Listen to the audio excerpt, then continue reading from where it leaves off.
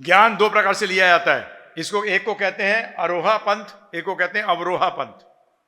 Aroha पंथ कभी successful होता है, मोस्टली फेल होता है। आरोहा का पंथ, मैं जानूंगा, सबकी मृत्यु होती है, मैं जानने की कोशिश करता हूं। इसको क्या कहा गया? आरोहा पंथ।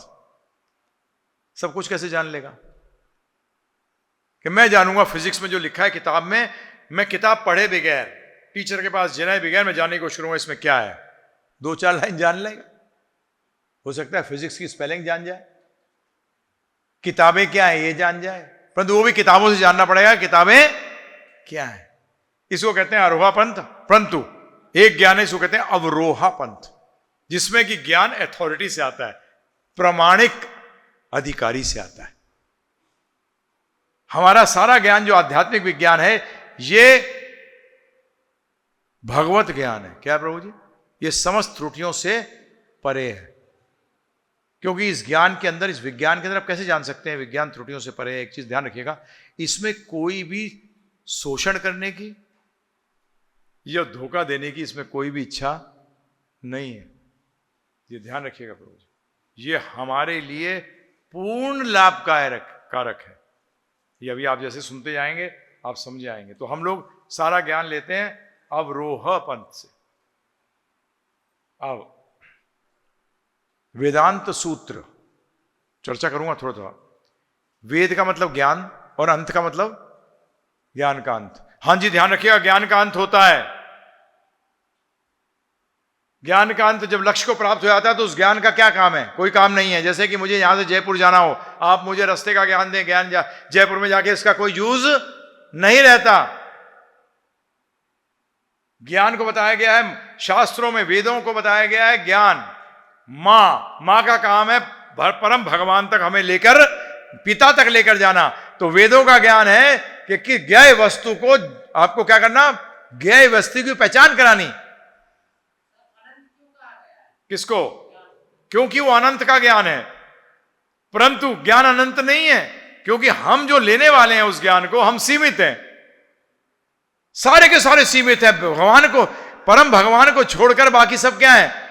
सीमित। तो उनका ज्ञान भी क्या होगा? भगवान असीमित हैं तो उनका ज्ञान भी क्या होगा? असीमित। परंतु हम कितना ले सकते हैं? जितनी हमारी सीमा है, हम सीमित हैं। जब ये हमें अनुचेतना कहा गया और उनको विभू चेतना। चेतना का मतलब समझो, अंग्रेजी का शब्द जो है ना कॉन्शियसनेस, मुझे बड़ा अच्छा लगता है। कॉन्शियस का मतलब अवेयर, मतलब इतने के बारे में मैं जानता हूं। ये चेतना, सचेत चेतना शब्द का मतलब क्या है? सचेत होना। हमारी चेतना जो है, हमारा सचेत होने का जो दायरा है वो लिमिटेड है, वो अनंत है। इसलिए ज्ञान को क्या कह दिया गया? अनंत। इसलिए भगवान गीता में भी कहते हैं अर्जुन से कि अर्जुन, ये सब जानने की क्या जरूरत है, मेरा ज्ञान तो असीमित है। क्या है? तुझे जो जानना है उतना जान, तुझे जितना जानना है उतना जान। हनुमान जी ने क्या जाना? उनको ज्ञान गुण सागर कहा गया है। कितना जाना? कि राम भक्ति करो। क्या करो? फालतू टाइम वेस्ट मत करो। क्या करो? सिंपल। कितना सिंपल बता दिया प्रभु। सारे ज्ञान का सार क्या हुआ? लक्ष्य प्राप्त करा दिया। ये हनुमान जी को कहा जाता है।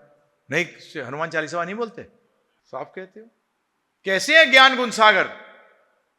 क्योंकि वो राम भक्ति कर रहे हैं। यही भगवान गीता में कहते हैं, बहु नाम जन्मना मनते ज्ञानवान माम प्रपद्यते। जो व्यक्ति ज्ञान में आया, बहुत जन्मों के बाद जो व्यक्ति ज्ञान में आता है तो मेरी शरण में आ जाता है, वो ज्ञानी है, वो ज्ञान का देह है, वो ज्ञान का लक्ष्य है। वो कैसे, क्यों आऊं, ये सब बताऊंगा मैं आपको। क्योंकि अभी तो आप, हम लोग सब किसकी शरण ले चुके हैं आप? गांधी जी की। नोट में क्या नाम होता है? गांधी जी, है ना। हंसते हुए, बेवकूफ बना दिया, तेरा कागज दे दिया तुझे। हंसते हुए गांधी जी हैं उसमें, देखा आपने? हंसते हुए क्यों है?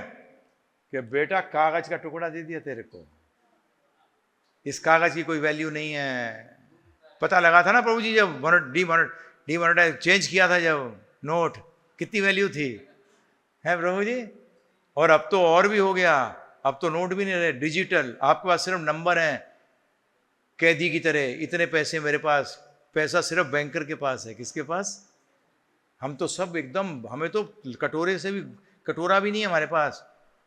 अगर कोई हैक कर दे बैंकों को प्रभु जी, तो आपके पैसे तो सारे के सारे गए, जीरो हो गए, जीरो, एक सेकंड के अंदर। ये देखा कितना बड़ा भ्रम पैदा कर दिया प्रभु जी। जब ये दुनिया का 80% पैसा सिर्फ 7 परिवारों में है। कितने परिवारों में? 7। ये सब सुनोगे ना तो पैर के नीचे से जमीन खिसक जाएगी। प्रभु जी क्या प्रकार का समाज बना दिया हमारे। मैं तो अपने पूर्वजों को दोषी ठहराता हूं, क्योंकि उन्होंने ऐसा दिया। आप लोग सब कहते हो बच्चों के लिए कर रहे हैं, झूठ मत बोलो। ऐसा 3rd क्लास समाज हमारे पिताजी ने हमारे लिए छोड़ दिया, इससे भी गंदा गया गुजरा समाज हम अपने बच्चों के लिए छोड़ रहे हैं। परंतु इसको रोकना है। इसको क्या करना है? रोकना है। पहले 0 लोग थे इसमें, अब 1 हो गए, 1 से 2, 2 से 4, 4 से 8। हम राम मंदिर बनाने के अगेंस्ट नहीं है। राम मंदिर से ज्यादा इंपॉर्टेंट है राम राज्य। क्या इंपॉर्टेंट है? राम राज्य। राम राज्य क्या है? जिसमें राम जी की आज्ञा चलती है। अरे अपने जीवन में पहले राम राज्य लाओ। कलेक्टिवली, सामूहिक रूप से तो बाद में आएगा। पहले अपने जीवन में तो राम राज्य लाओ। राम की आज्ञा का पालन नहीं करते और कहते हैं राम जी हैं। अरे राम मंदिर जरूरी है, मना नहीं कर रहे, परंतु कितने मंदिर हैं हिंदुस्तान में? राम राज्य तो 0 है। यही आपके सामने जो चर्चा कर रहा हूं, राम राज्य आ जाए अपने जीवन में प्रभु जी, शांति सुख, आहा संतोष ऐसा आएगा प्रभु जी। बाकी संतोष धन आ जाए तो बाकी धन धूल समान रे। आप कहोगे अरे कमाल है यार, गांधी जी के बाद जीवन कैसे चलेगा? अब तो गांधी जी को भी साफ कर दिया इन्होंने, डिजिटल लिया है। क्या लिया है? डिजिटल के सारा तू तो सिर्फ कार्ड चला, आस्ते आस्ते उंगली में डाल देंगे, बस उसी को चलाते रही हो। नंबर इधर से उधर होते हुए रहेंगे। सैलरी मिली, नंबर आ गए। नोट देख, आपके नेक्स्ट जनरेशन तो नोट देखेगी भी नहीं। और नोट जिस आधार पे, सोना के आधार पे बनना चाहिए, वो सोना तो गायब ही हो गया। क्या क्या समाज बना रहे हैं हम। इतना इल्यूजन, इतना भ्रम का समाज, माय गॉड। और हम बड़े खुश हो रहे हैं, कितना डेवलपमेंट हो गया है। कभी सोचा, कभी विचार करा? पता नहीं। अब आता है क्या? वेदांत, वेद का अंत। वेदांत नाम दिया है प्रभु जी, आपने सुना होगा ये वर्ड।